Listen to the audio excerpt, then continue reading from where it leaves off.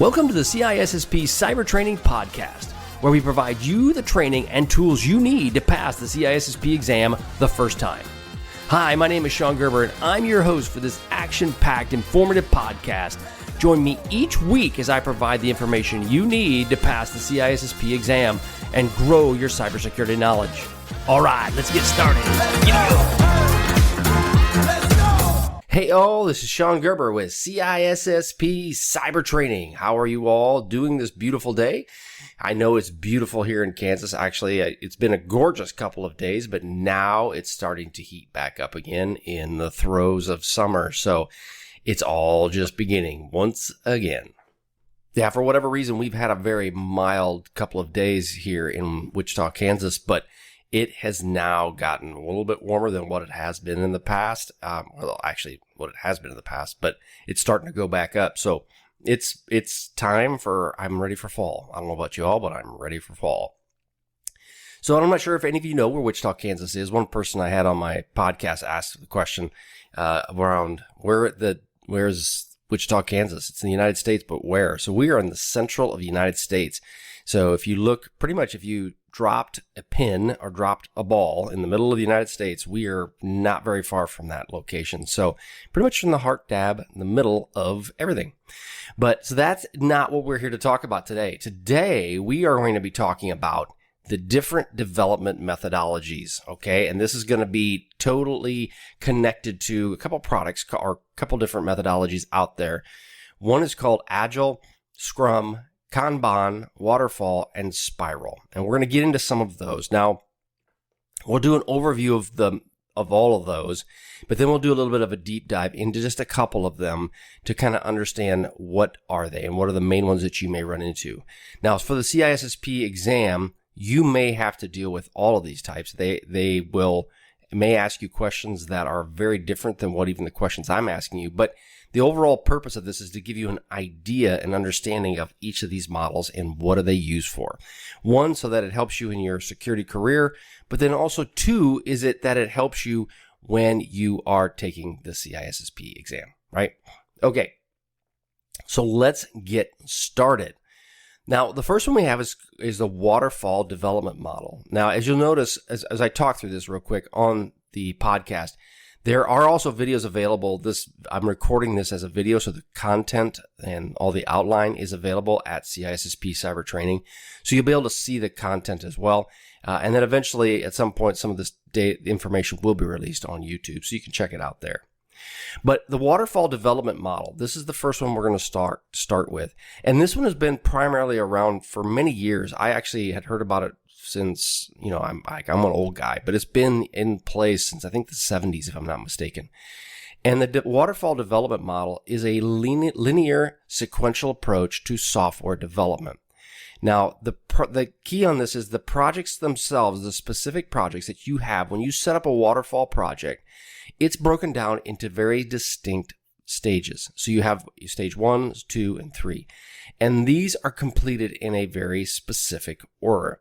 Now, you cannot with Waterfall go around, like if you all of a sudden say, you know what, I'm starting this process and I want to begin this process, and then you realize halfway into it that you want to make a change. Waterfall does not allow you to do that. So this is a model that's best suited for projects where requirements are well understood in advance. A key point, if you know the projects in advance, this is a really good model. Now, it doesn't work well for on-the-fly type of type of development work. So it's easy to manage, and each stage has a very specific deliverable and a review process. So you'll go through this process with the waterfall, and then at the end of it, you'll have a review process on how it went. Now, the security implications as it relates to the waterfall method is the fact that it must be built in, the security must be built in the initial requirements and the design phases of it. So what does that mean? When you go to have, let's just say you wanted to have a piece of software developed, or maybe you had a project in place that you wanted to have developed, if you get halfway into it and then realize, oh, our input validations for the name, username, for the person's name, address, and all of this information needs to be protected in a certain manner, you won't be able to do it. Now, you can, but what'll happen is you'll have to throw away all that you've done. That's the problem with Waterfall, is that if you have anything that goes into it at somewhere midstream, you have to start back over. So again, this model is not well suited for responding to evolving security threats, such as you may see in the world today. So that's why it's important that if you do the Waterfall model, you need to have those requirements well defined and well built out ahead of time. The next one is an Agile development model. Now, the Agile development model is basically a development process designed to manage complexity and uncertainty. So what does that really mean? So when you have something that's tied to the name, if the name says I got to be agile, so like me, in a really old guy trying to catch a football, I'm not very agile. But I am in a situation where if I fall over, I could be more agile. That doesn't really make any sense, but okay. Young people are more agile than me. So what I mean by that is that my 2-year-old granddaughter can run all over the place, and she's super, make all kinds of changes, and she's good to go. The point is that the Agile methodologies is a group of processes designed to manage complex and uncertain software development projects. And these methodologies prioritize flexibility and collaboration. I've worked in Agile a lot, and Agile is a very collaborative process that you can use to do development within your work, within your company. And so it's the work is done in small increments. Now this the progress is reassessed at the end of each iteration. So what does that mean? You set up a process, usually about a 2-week process, and you begin it. And then as you're working through it, you may have changes to it. Well, then you can adapt to those changes during that 2-week sprint. Now, I'm kind of incorporating the term sprint, but what you're happening is that you can then make small modified changes to that environment at that time. So again, that's the key factor with it, is that you can make it in an agile space. You can make changes. It's very flexible. Now, when you're dealing with security, agile, again, very good. The threat is changing on a daily basis. So what can you do? You can be agile with this development process. So if for some reason something comes in that says there's a security issue with whatever product you're making, you do have the flexibility to be able to add it to the backlog, then add it to the development lifecycle, and then in turn, it can be incorporated into the overall process. So it's really good, right? Now, the focus on rapid development can sometimes lead, though, to some security issues. One is that you can overlook the security aspects because you're so focused on getting it done that you don't take care and manage the security, and therefore you can miss aspects of it. So there are some downsides with that. So the Kanban development method, that's Kanban, is a workflow management methodology designed to visualize your work. So what does that basically mean? What it means is that when I've used Kanban, I will have like note cards, and these note cards, you will pick them up and move them from, let's say, the backlog into testing, into operations, into actually completion. You will move these cards as you get aspects done. So it just gives you a workflow in a visual format. Unlike Scrum, there is no fixed length iteration, and we'll talk about Scrum here in a minute. But instead, the work items are continuously pulled from the backlog as the team has capacity. Now, the Kanban can help identify if security-related tasks are causing bottlenecks. So if you're seeing a bottleneck with something, say something slowing it down, what the bottleneck means, is then you can tell that is it a security item that's doing that because maybe it takes longer to complete. However, as with Agile methodologies, there is a risk of overlooking security in the push for efficiency. It also is a bit of a, you get excited when you actually move cards out of one area into another. So you can, in some cases, make a very general statement and overlook security. So it's just something to consider when you're dealing with the Kanban development cycle. Okay, the next one is what we call the Scrum development method. Now, the Scrum is typically what we've talked about is as it relates to rugby. Rugby, there is a group of people working together to try to kick this ball, I guess, down the field. My friends from the UK, they know rugby well. I have a friend that's a very good rugby player. I do not understand the sport whatsoever, other than to know that it was probably, I think, one of the precursors to American football. That being said, that's probably way more than you want to know. Scrum is an Agile framework, so it works very well hand in hand with Agile, and it's used for complex product development. It's designed to add energy, focus, clarity, and transparency to the project planning in the implementation. Now, it uses a fixed length iteration, which we call a sprint. Now, you heard me mention it before, a sprint, and it's designed to basically be a period of time where you start and a period of time that ends. And it's used to bring in multiple teams. You have cross-functional teams. You have goal setting and setup. You also will deliver very value incremental and aspects that will then basically move the ball, the proverbial ball, down the field. Now, there's 3 roles in Scrum that are important that you'll hear about, and they may call these out in the CISSP exam. One is a product owner, there's a Scrum Master, and then there's the development team. So again, product owner, Scrum Master, and the development team. Now, the product owner is someone who defines the product vision. They prioritize the work. They more or less are the leader to kind of help give a direction on where to go. The Scrum Master, on the other hand, is someone who facilitates and optimizes the entire process. The Scrum Master will also help remove barriers that may be in their way. So if you're having an issue with, I don't know, say some networking issue, you then can reach out to the Scrum Master. The Scrum Master will then coordinate on the back end with other people to help remove these barriers and get them out of your way. Now, when you're dealing with security implications around Scrum, as with other Agile methodologies, security needs to be built into the product backlog and then considered part of we call it air quotes, definition of done. Now, that's a big factor, is that when that is the definition of done, that's what calls it to be complete. The Scrum framework also provides opportunities for teams to discuss and adaptation around security issues in various meetings. So what that basically means is you have your sprint planning, you'll have your daily Scrum, which we'll talk about here in just a minute, and you can get to and address security issues in those daily meetings. That works out really well. I've done it many times where you say something will come up, and then you can go ahead and add that to your Scrum. Now you have dealing with the DevOps development method. Now the DevOps is a set of practices that aim to combine software development and IT operations to shorten the system development lifecycle. You'll hear DevOps used a lot in today's world. And DevOps emphasizes culture, automation, measurement, and then the sharing part of this. And they break this down into an acronym called CAMS, C-A-M-S. That's culture, automation, measurement, and sharing.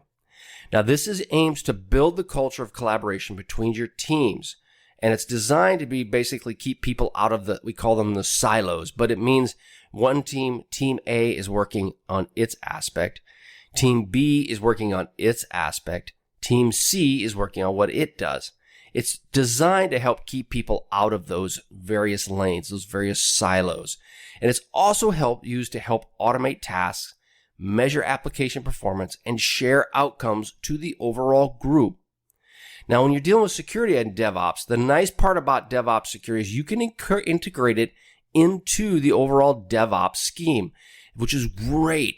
But like Agile, the problem is with the speed of DevOps, it can set a situation where security can be overlooked unless it's fully integrated into the overall development pipeline. And we'll talk about a little bit later the CI/CD pipeline. And that's where it's a really good place for you to integrate the overall development aspects of this. Now, the spiral development methodology. The spiral methodology combines the idea of an iterative development with systematic control aspects of the waterfall method or model. It's a risk-driven approach, and it's a key term there, risk-driven process framework that is used for really large, expensive, or complicated projects. Now, the spiral method does not seem to work really well with a very small, agile type of environment. It's usually a risk-based, very large, very expensive endeavor. And what it does is, it's in the spiral method, developers will start small. So they'll basically begin in a very small state, but then they'll explore the risks involved with the projects and then make a plan to handle the various risks. This happens over and over again, hence the spiral approach. And as you do that, you then understand where a lot of the risks may lie with your overall development plan. The downside is it takes time and it isn't easy to change. But basically the key around this though is that if security is a very big concern, it will focus only on the risk management of that. Okay. And it's the design around it is that it allows the development team to build increasingly secure versions of the product when you're dealing with overall development aspects.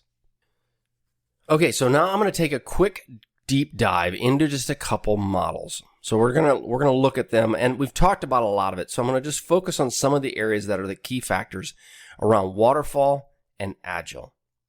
Now, the Waterfall model, this is what we call the software development lifecycle, or SDLC approach, and this is where this term comes up substantially. You also may see the term SSDLC, which is the secure software development lifecycle. Now, it was named Waterfall again because it visualizes progression from one phase to another, like we talked about before. And it's a very linear or sequential lifecycle model, which basically each phase of the process happens in a sequential order. Once you cannot start the next process until the first one is finished, and you cannot go back to a previous stage without starting over from the beginning. So understanding the requirements at the beginning is a very important part.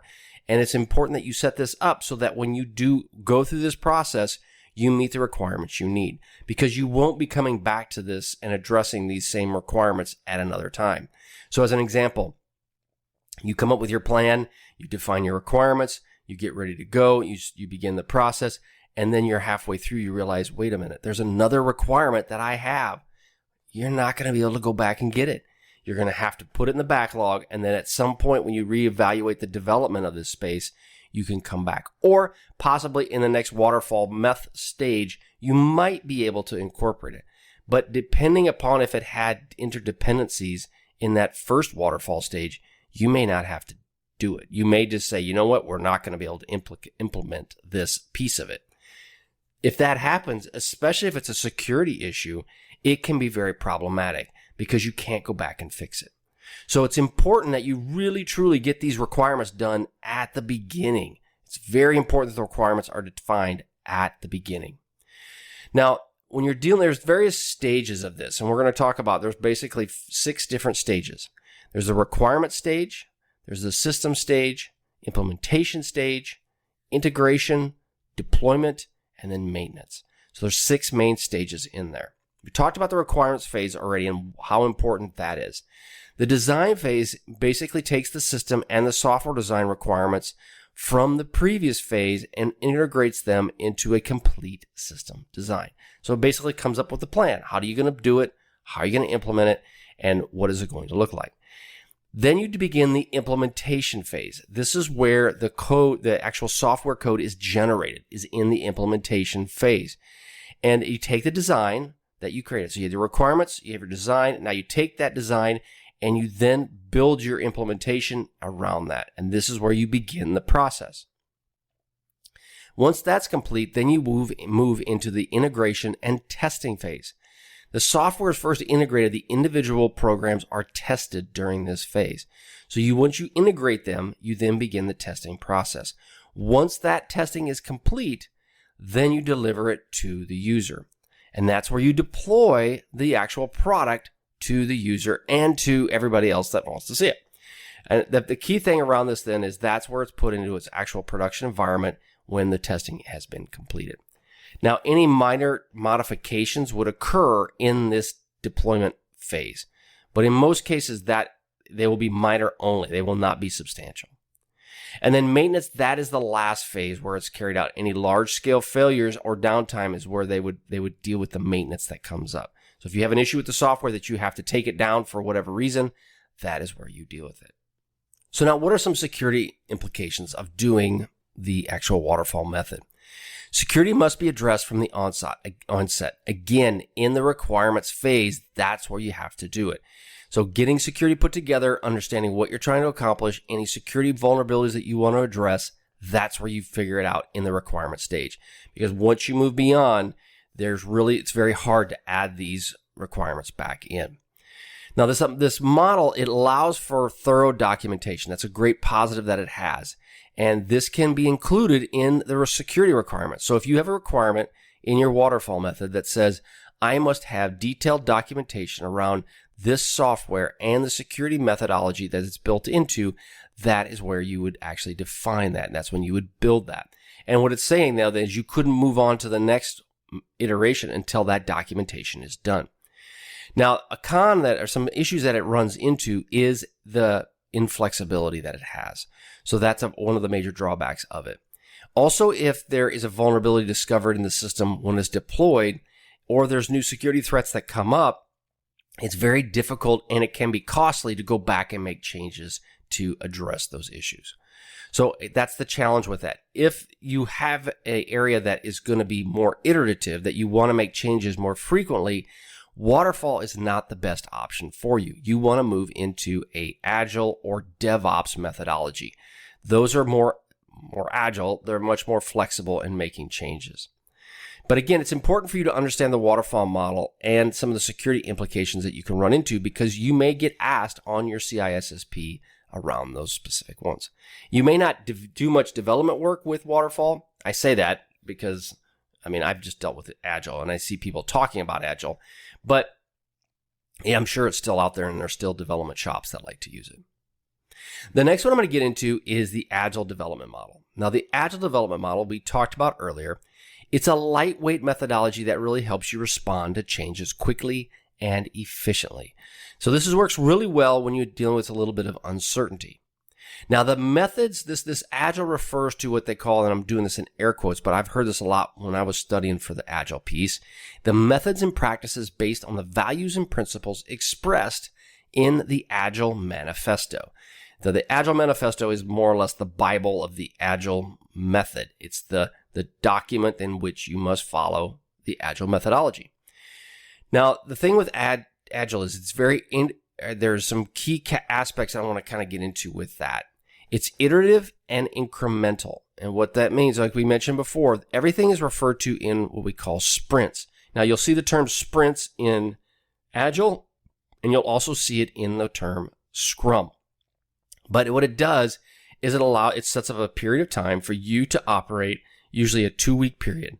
2-3 weeks, I've seen them. We've gone as long as 3 weeks with them, but 3 weeks kind of pushes it. You have a 2-week sprint where you start and you end in that 2-week period. And it allows you to give workable products in a very short period of time. Now, keep in mind, most of these products, unless you have a very large development team, are not monumental. They're not massive. They're small incremental projects. However, the good part about these incremental projects is you actually see that you're accomplishing something. You're moving forward. And so it does give them some sort of, it actually is very helpful for me because I actually see that I'm making progress. Now, the other part around it is very collaborative. So you will bring in multiple team members from various areas to help in this overall process. I've had product owners, individuals that own, let's say, the product of, I want to develop, my development team develop software that measures the amount of grain. Let's just say we'll focus on the farming aspect, the level of grain that comes out of a device of some kind, right? You say it's out of your combine, and I want to measure the amount of grain that comes out of that device. Well, because I can make the program, say I'm not a farmer, I don't understand farming, I can develop the program. But unless I get input from people that are the actual product owners, the guys and gals that actually are farmers, that tell me what they're looking for with this code, I will not make the code correctly. So therefore, they will come in and collaborate with me to make me understand, if you're going to develop software, these are the key factors that I want developed out of this software. So that's the collaboration piece. It's very, very helpful. The other part around it is adaptive planning. So rather than to define all requirements at the beginning, Agile methods promote frequency of reassessment and project direction. Helps you move in one direction or the other. And it does help you provide early delivery. So if you have situations where maybe you're done with this product in an early stage, you can call it quits early. Or you can have a situation where you know you're going to be done early with these requirements. You could either call the end to the sprint, so your 2-week sprint, you could maybe end it in a week, or you could even add items, pull items from the backlog in that sprint to address some of those. The other part of it is it deals a lot with continuous improvement. So there's regular reflections on how to become more effective and adjusting, basically, which comes back to the fundamental part of Agile. And these are what we call retrospectives, and they happen at the end of each sprint. So you spend your 2 weeks, you go in, you have your sprint, and then you'll incorporate the Scrum methodology where you'll have the sprint, you'll have your morning meetings. Your morning meetings will tell you how you're doing, left or right. Are you doing okay? Then from there, you'll go back and do the development again. The next morning, you'll meet. You do this iterative process day after day after day. And at the end of that 2-week sprint, you will then have a retrospective. And that retrospective will say, did we do well today? Did we finish what we were supposed to do during this 2-week sprint? So again, it's a very methodical, very step-by-step process in which to help you make development aspects. Now, when you're dealing with security around the Agile methodology, you can incorporate security practices into the development process from the beginning, and then you can add them as they achieve and go forward. So what happens is if I have a situation, I will then take that, put it in the backlog, like I mentioned before, and they'll take it out of the backlog and they'll add it into that week's sprint. Now, if they can't get to it, it'll move to the next sprint that they do in a couple weeks. So again, Agile emphasizes speed and flexibility, and it is possible for security to be overlooked, though, because you're going so fast, you're not paying attention to security, and you may undervalue it. So to prevent this challenge, Agile teams often adopt the principle of shifting left. So I'm saying air quotes, shifting left.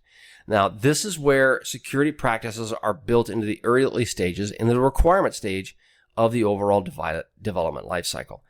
Again, you're going to have to help. If you're working on your CISSP, you may or may not have a development team that works for you in the future.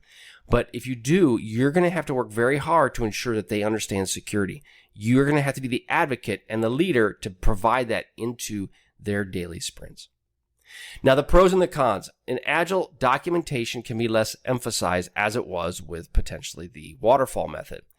It's also important to know that when you're dealing with security requirements, design decisions, and the changes, they need to be properly documented to avoid confusion and potential vulnerabilities. So if it isn't getting documented, that can be a bit of a problem.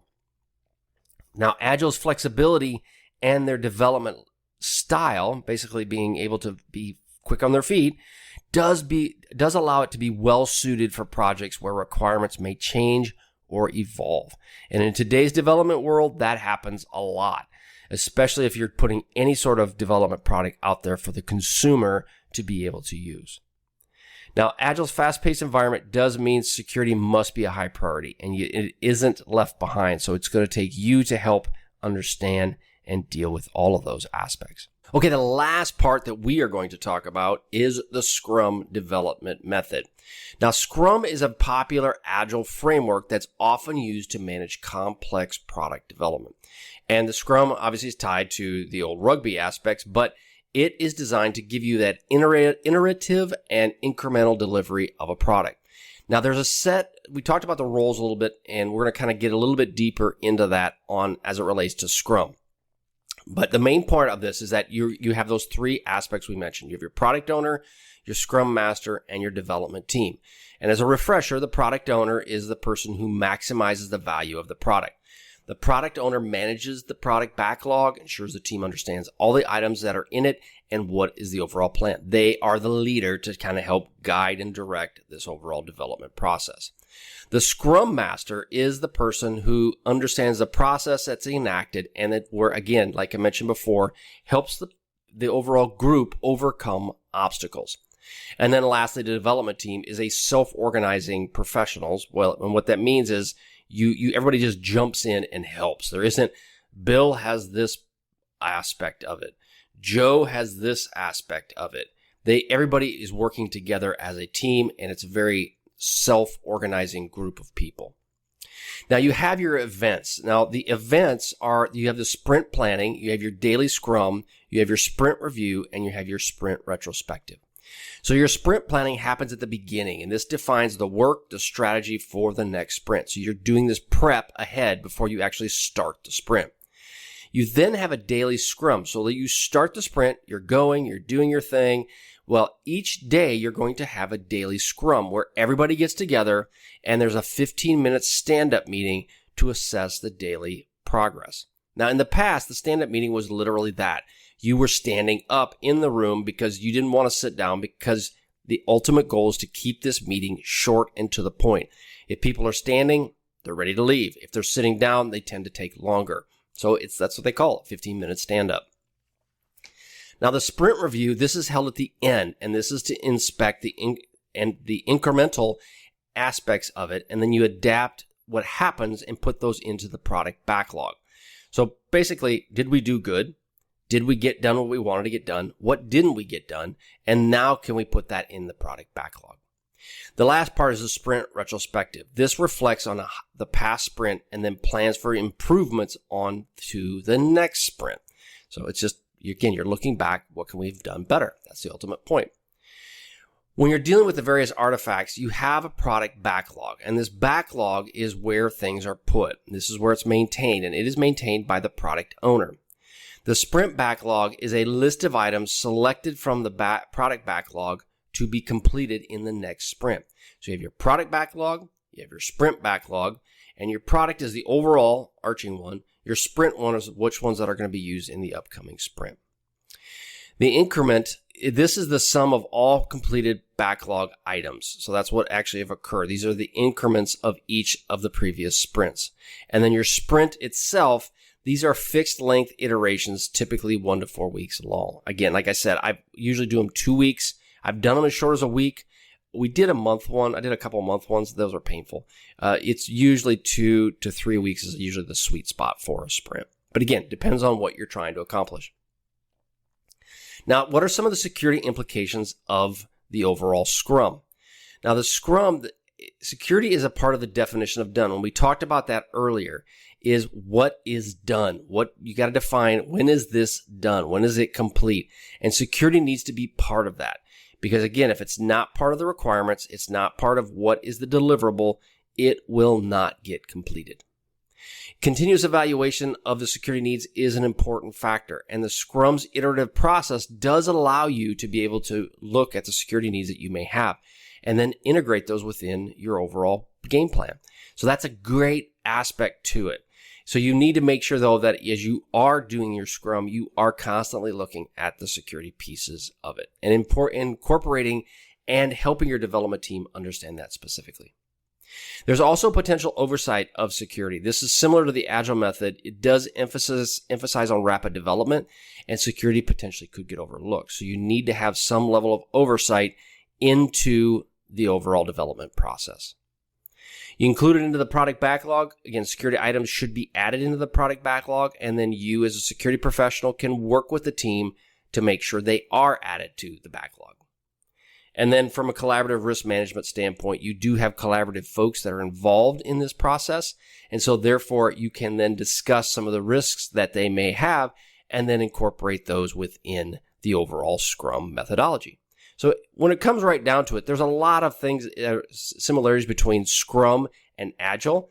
But bottom line is that it's up to you as the CISSP, as the security leader for your organization, to lead this for your company and ensure that it's not forgotten about. All right, that's all I've got for today. I just want you to have a great, wonderful week. If you are interested, you can get this video and this podcast on CISSP Cyber Training or at any podcast location you may be able to find it. You know, obviously your Pandora's, your Apple, your iTunes, all that kind of stuff. It's all out there. Also, go to CISSP Cyber Training, where you can get access to free CISSP questions. You can go to freecisspquestions.com and get access to 30 free CISSP questions every single month. You can just get those. They're easy peasy. And then go check out the site. There's a lot of great aspects that you can have to help you walk you through getting ready to test and study for the CISSP exam. I hope you all have a wonderful day, and we'll catch you on the flip side. See ya. Hey, thanks again for listening today. It's been my pleasure to prep you for the CISSP exam. Are you interested, though, in some free CISSP exam questions? Head on over to freecisspquestions.com and sign up to join my email list, and you'll receive access for 60 free CISSP questions each and every month for the next 6 months. That's a total of 360 questions just for signing up with CISSP Cyber Training. You'll also gain access to other free CISSP resources, so just head on over to freecisspquestions.com and sign up, or head on over to CISSPcybertraining.com and sign up today. Have a wonderful day, and we will catch you on the flip side. See ya.